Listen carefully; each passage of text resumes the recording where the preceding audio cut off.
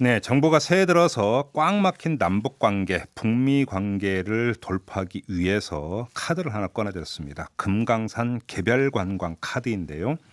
강경화 외교부 장관에 이어서 이도훈 외교부 한반도 평화교섭본부장까지 미국 설득에 나섰죠. 하지만 넘어야 할 산이 많습니다. 당장 어제 해리 해리스 주한미 대사가 제동을 거는 발언을 하기도 했는데요. 이게 실제로 성사 가능한 건지 이분 연결해서 얘기 나눠보겠습니다. 더불어민주당 동북아 평화협력 특별위원장을 맡고 있는 송영길 의원 전화로 연결합니다. 의원님 나와 계시죠? 네, 안녕하십니까? 예, 안녕하세요, 의원님. 그냥 거두절미하고요. 좀 네. 바로 들어가겠습니다. 정부가 이거 밀어붙일 거라고 보십니까? 적극적 시도를 할 것으로 생각됩니다. 그래요. 아주 구체적인 구상까지 갖고 있다고 읽으세요? 네, 일부 구성을 갖고 있습니다. 네. 그럼 혹시 지금 그 강경화 외교장관이나 이도훈 본부장을 통해서 혹시 좀 확인한 바가 있습니까, 의원님? 어제 통화했는데 이동 본부장이 아마 비건 부장관을 지금 만나지 않을까 싶습니다. 예. 근데 사실 강경화 장관이 폼페이오 장관과 만나고 이동훈 비건과 만나고 이런 것들은 네. 합의하거나 무슨 미국의 허가를 받아야 될 사항은 아니니까요. 어허. 양해하고 통보하는 사항이어야 된다고 생각합니다. 아, 그래요? 예. 왜냐하면 예. 개별 관광이 유엔 제재 대상이 아니잖아요. 사실 그래서 러시아나 중국도 유엔 제재를 충실히 이행하고 있지만 네. 이행한다고 자기를 하지만 개별 관광은 허용되고 있기 때문에 지금 러시아, 중국 관광객이 많이 가고 있습니다. 예. 그거는 그러니까 제재 예외 대상이다 이런 말씀이신 거죠?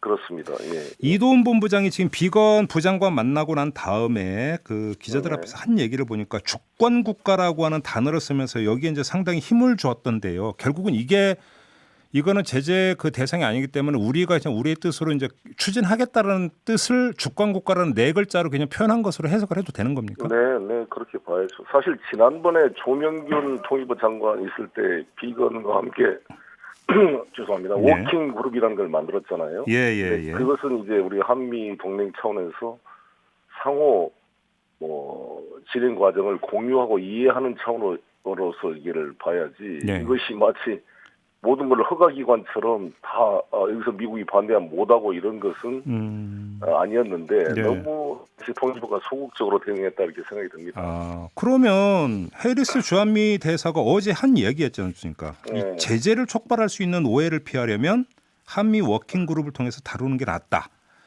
이러면서 부정적으로 이야기한 거 그럼 어떻게 읽어야 되는 겁니까? 해리스 대사의 개인 의견이죠. 모든 개인 의견에 우리가 기속되는 건 아니기 때문에요. 예. 해리스 대사의 개인 의견으로 저는 판단해야 될 문제고 네. 또 그것에 대해서 자신의 의견 표명은 좋지만 그게 우리가 거기에 따라서 대사가 한 말대로 따라한다면 대사가 무슨 조선 총독입니까? 지금 그 말씀 보니까 잠깐 새길로 빠져가지고 해리스 대사는 왜 이렇게 대놓고 항상 이렇게 직선적으로 그다음에 우리 심기 건드리는 발언을 많이 합니까? 이 사람은? 좀 대사로서의 위치에 걸맞지 않는 좀 과한 발언이 아닌가 생각합니다. 대사는 대사의 직분에 맞게 언어에 신중을 해야 되는 게 아닌가. 이게 개인의 의견인지 본부 훈령을 받아서 하는 국무부의 공식 의견인지 구분이 잘 안 되거든요. 그러니까 이건 좀 적절하지가 않은 것 같아요. 그러니까 좀 궁금한 게 이 사람이 군인 출신이잖아요. 그러니까 외교관 출신이 아니기 때문에 훈련이 덜 돼서 이런 식으로 이야기를 하는 건지 아니면 한국을 지금 낮게 보고 하는 얘기인지 좀 정말 궁금하거든요. 그래서 괜히 우리 한미 우호를 다 바라는 양국 국민들에게 별로 도움이 안 될 수가 있다고 생각합니다. 아무래도 그분이 이제 군인에서 쭉 그 태평양 함대 사령관을 하셨으니까요. 외교에는 약간 좀 익숙하지 않는 게 아닌가 생각합니다. 근데 지금 보수 언론 같은 경우는 당장 오늘 아침에 이 그 해리스 대사의 발언을 대사 특필로 하면서 미국이 제동을 걸 것인 것처럼 지금 계속 보도를 하고 있는데 그럼 이건 어떻게 받아들여야 되는 겁니까? 글쎄요, 우리나라 언론 태도도 문제인데 한 나라의 대사의 말을 마치 무슨 그 나라의 대통령이나 국무부 장관 발언 수준으로 다루는 것은 저는 적절치가 않다고 생각이 들고요. 마치 무슨 일이 벌어지면 왜 미국의 입장을 그렇게 대서특필한지 모르겠어요. 대한민국 입장을 오히려 대서특필하고 미국의 입장을 좀 비판적으로 우리 국익의 관점에서 좀 스크린하는 그런 좀 자주적인 언론의 자세가 아쉽다는 생각이 듭니다. 근데 또 정반대 해석도 있더라고요. 트럼프 대통령이 이제 그 대선 전에 그러니까 그 몰입을 해야 되기 때문에 북미 대화를 지속하기 어렵다라고 하는 현실적 판단 아래 네. 결국 남북 관계 일정한 어떤 교류 협력 확대를 용인을 하고 이걸 그러니까 그 대화의 어떤 모멘텀을 유지하는 카드로 활용하려고 할 것이다라는 진단도 있던데 이런 진단은 어떻게 보세요? 글쎄 그렇게 우리가 설득하는 게 필요하다고 생각이 듭니다. 아, 우리의 설득 포인트가 이거다. 예. 왜냐하면 우리 대한민국 외교라는 것이 미국이 그거는 그 한계선 안에서 노는 외교가 돼서는 안 되는 거 아니겠어요? 예. 어찌됐건 저는 남북 관계와 한미 관계는 상호 충돌될 때도 있지만 네. 동시 병행으로 추진해야 되는 게 맞고 네. 또 그것이 지난 평창 동계 올림픽을 통해서 한번 확인됐잖아요. 네. 그때 우리 문재인 대통령께서 남북 관계가 앞이 안 보일 때 일관된 평화 원칙에 따라 평창 동계 올림픽이 남북 대화의 물꼬를 텄고 이게 북미 대화로 연결이 됐는데 예. 이에 따라서 우리 위상이 상당히 높아지고 북에서도 상당히 기대를 하고 사실 백두산 천지까지 김정은 위원장이 안내를 하고 네. 또 능라도 경기장에서 문재인 대통령이 직접 마이크로 평양 시민에게 연설까지 하고 그랬는데 네. 그 이후로 왜 이렇게 남북관계가 안 좋아졌느냐. 음. 너무 우리가 소극적으로 대응했다고 봐요. 아, 그러니까 그래요? 이 제재 대상이 아닌 개별 관광 문제도 만시지탄이 있잖아요. 네. 진짜 좋을 때 이거 추진했어야지. 그때 너무 소극적으로 대응을 했고 개성공단 금강산 관광을 작년 초 김정은 위원장이 신년사에서 아무런 조건 없이 재개하자 이렇게 제안했잖아요. 그랬었죠. 예. 조건 없이 제안하자는 것은 소위 제재의 대상이 되는 벌크 오브 캐시, 현금 다발을 주는 것은 유엔 제재 대상이 되니까 네. 입단료나 이런 것도 안 받고 무료로도 할 수 있겠다는 취지 아니었겠습니까? 아, 그렇게 읽으세요? 예. 아니 예. 조건 없이 되자 그랬으니까. 그때는 김정은 위원장이 신년사에 조건 없이 금강산 개성공단을 재개하자라는 신년사에 우리의 대응이 너무 소극적이었다고 생각이 듭니다. 아, 그때 예. 바로 이 지금 개별 관광 이런 걸 추진했으면 상당히 잘 추진이 됐을 텐데 라는 네. 아쉬움이 있어요. 그러니까 지금 북한이 우리를 대하는 태도가 싸늘함을 넘어서 거의 얼음장인 게 바로 어떤 그런 거에 대한 실망감이 깔려 있다고 보시는 겁니까? 그렇습니다. 예를 들어서 타밀플루 같은 경우는 이제 그 의약품이니까 제재 대상이 아닌데 네. 타밀플루를 전달하려고 그랬는데 전달하는 트럭이 제재 대상이다 그래서 전달을 못했거든요. 네. 이런 걸 보면서 이게 참. 북에서 우리들을 이제 힐난하는 거죠. 주권 국가가 맞느냐. 미국의 허락 없이는 아무것도 못하는 대한민국과 무슨 대화할 필요가 있겠는가. 그럼 대한민국 뒤로 빠져라. 네. 자기들은 미국과 직접 모든 걸 해결하겠다. 이렇게 네. 나오고 있는 거죠. 알겠습니다. 자, 금강산 개별 관광으로 다시 돌아가서 좀 네. 이렇게 여쭤볼게요. 자, 그러면 정부의 이 목소리가 현대 아산과의 사전 조율을 거쳐서 다시 말해서 구체적인 실행 계획까지 짜놓고 지금 그 이야기를 꺼낸 거라고 보세요? 거기까지는 모르겠습니다만 구체적으로 통입해서 고민을 한 것 같아요. 개별 그래요? 관광을 고향 방문 형식으로 이산 가족 중심으로 먼저 한다든지 금강산 개성뿐만 아니라 점차적으로 확대를 하고 예. 지금 경기도 같은 지방자치단체에서도 이런 개성 당일 관광을 추진하고 있는데 이것도 사실 북이 호응하면 바로 할 수가 있는 거거든요. 아, 개성 당일 관광? 예, 예. 네, 예. 또 외국인, 러시아, 중국인들이 북한으로 많이 관광 오잖아요. 예, 예, 예. 거기서 바로 판문점 통해서 우리 대한민국까지 관광할 수 있는 코스를 만들면 얼마나 인기가 있겠습니까?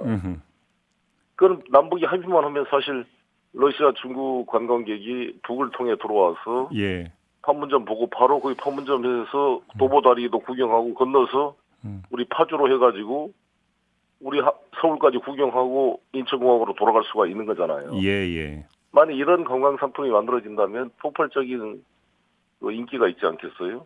저는 이런 외국인의 남북 연계 관광도 가능할 수 있다 이렇게 생각합니다. 근데 지금 그 조금 전에 의원님께서는 만시지탄이라는 표현을 쓰셨는데 지금 문제는 지금 그 타이밍인데요. 북한이 이걸 그러니까 받을까요? 그래서 저는 뭔가 이런 것을 해결하기 위한 좀 특사가 필요한 게 아닌가 생각이 들어요. 왜냐하면 이게 예. 우리 국민들이 보기도 예. 뭔가 대한민국이 제안을 하면 북이 호응하는 맛이 있어야지. 미국도 북한도 둘 다 호응하지 않은데 우리만 말하면 이 보기가 좀 그렇잖아요. 그렇죠. 그래서 저는 이런 것들을 조율하기 위한 미국으로 지금 비건을 만나러 이동훈 본부장이 가고 한 것처럼 네. 북에도 누구를 보내서 같이 조율을 해야 되지 않겠어요? 아. 그래서 저는 그렇지 않고 그냥 일방적으로 말하고 북은 거절하면 우리 국민들이 보기도 상당히 체면도 그렇고 안쓰럽지 않나 생각합니다. 그러니까요. 이게 그 우리를 대하는 북한의 태도 때문에 그 질문 드린 것도 있지만 며칠 전에 나온 뉴스도 있는데요. 북한이 관광 사업과 관련해서 유럽의 여행사하고 그 연결하는 방안을 지금 추진하고 있다는 보도가 있었거든요. 그래서 그러니까 대상을 우리가 아니라 지금 다른 쪽으로 돌리고 있는 거 아니냐는 지금 해석이 나오고 있는데 그래서 그렇죠. 그렇습니다 지금. 예. 예. 그리고 어떤 그 관광 외국인에게 그걸 확대하게 하는 것을 추진할 것이고요. 예. 지난번 하노이 회담에서 트럼프 대통령과 김정은 위원장 그 2차 정상회담 합의가 불발됐지만 예. 그때 베트남 공산당 주석도 만나고 그러면서 베트남 관광 확대 문제가 논의됐거든요. 아하, 예. 그러니까 그때면 김정은 위원장이 트럼프 대통령과 2번 정상회담을 함으로써 구체적 합의는 얻지 못했지만 네. 국제사회에서의 이미지 개선은 된 거잖아요. 아, 예. 그래서 세계 최강의 미국 대통령이 대화의 상대로 인정해주고 어허. 국제 외교 무대에 나옴으로써 일반 제3국들이 북한 여행하는데 부담이 적어진 거죠. 네. 북한 여행하는 게요. 예. 그래서 여행 부분이 많이 확대되고 있는 게 아닌가 생각합니다. 그렇게 보면. 근데 그러면 이게 만약에 하려고 하더라도 그 북한에서는 지금 우리에게 지금 그 금강산 시설 철거 요구하고 이런 바가 있지 않습니까? 먼저 당국 간 대화가 먼저 선행이 돼야 되는 거잖아요. 지금 김정은 위원장이 금강산 철거를 한 것은 금강산 여러 가지 가건물들이 많아요. 예. 예를 들어서 저도 인천시장을 해봤지만 행정 책임자가 노른자 땅을 어떤 모 회사한테 사업 개발권을 줘서 이제 개발해라 관광지로 줬는데 네. 10년째 개발 안 하고 있으면 화가 나죠. 아, 예. 그 가건물 다 치워버려라 뭐. 다른 사람이라도 투자하게 해야지. 왜 자기들이 실행도 안 하면서 그냥 예. 사업권을 가지고 그거를 지지부진하면 화가 나지 않겠어요. 그러니까 그런 상황이 된 거죠. 그런 상황 2008년도에 방황자씨 사건으로 중단돼서 예. 12년이 됐는데 그동안 가건물들이 저렇게 돼 있어 얼마나 보기가 싫겠습니까? 그러니까 북 입장에서는 갈마 비행장하고 지금 거기 원산 쪽이라고 쭉 관광으로 연계해서 금강산을 개발하려고 그러는데 그렇죠. 예. 차라리 외국 회사 투자자를 새로 유치해서 유럽이나 러시아, 중국인들을 관광객을 본격적으로 받겠다. 예. 이런 이제 구상이 있는 거겠죠. 예. 그래서 저희들이 금강산 관광이 소중했다고 보는 이유가 나중에 우리가 금강산 관광을 하는데 외국 회사한테 돈을 주고 구경하면 되겠느냐. 그러게요. 우리 대한민국 기업이 하는 게 낫지. 그러게요. 이런 주장이었는데 이명박 정부 때 그 방황자치 사건으로 중단해버린 게 아쉽고요. 지금 의원님께서 바로 그 말씀을 꺼내 주셨으니까 마지막 질문으로 그걸 드릴게요. 지금 9421님도 문자 주시기를 네. 관광 좋은데요. 먼저 우리 국민들의 안전에 대한 처우가 먼저 아닌가요? 이런 의견을 주셨는데 이 박광자씨 피격 사건 문제를 어떻게 처리를 해야 된다고 생각을 하세요? 정말 중요하죠. 우리 국민의 안전이 제일 중요하다고 봅니다. 근데 네. 그때 이 사건은 아시다시피 김정일 위원장이 현대아산 회장한테 공식적으로 사과를 했어요. 예. 재발 방지 약속도 했고. 근데 그때 이명박 정부가 현정은이라는 민간인에 한 사과는 수용할 수 없다. 이렇게 트집을 잡은 거죠. 예. 그러니까 이게 어떻게 보면 사실 최고 그쪽의 지도자가 현정은 위원장한테 이야기를 한 건데 그거를 수용을 해야지. 그리고 우리나라도 이런 야간에 군사 비밀 지역에 들어와서 사람이 들어오면은 서지 않으면 쏜다 이렇게 하지 않겠습니까? 알겠습니다. 그러니까 이제 이런 사항들을 서로 공동으로 좀 양해하고 재발 방지가 될 수 있는 사안이라고 생각이 됩니다. 알겠습니다. 자, 말씀 여기까지 들을게요. 고맙습니다, 의원님. 네, 감사합니다. 네, 더불어민주당의 송영길 의원이었습니다. 이슈의 핵심을 꿰뚫는 예리한 시선, 믿고 듣는 진품 시사 김종배 시선 집중.